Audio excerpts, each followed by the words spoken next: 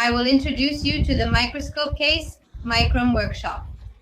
The goal is to learn that some minerals, initially appearing amorphous, reveal perfect crystallization when viewed with a 10x magnifying glass or a 20x binocular microscope.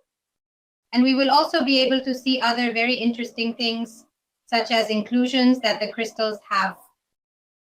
Let's check one to find out. The room with oil inclusions or amber with an insect contains a fossilized insect trapped in the amber.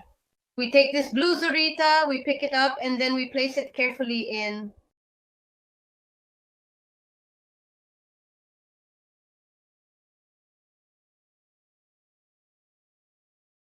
Start with this Zorita that at first glance it is blue in color and no type of crystallization is appreciated.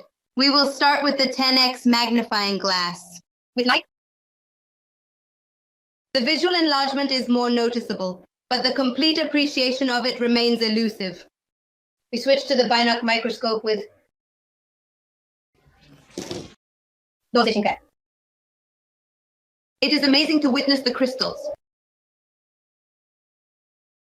Now we are going to obtain a few needle-shaped crystals of aragonite, specifically from Pantoja. These crystals will be mixed with the mud,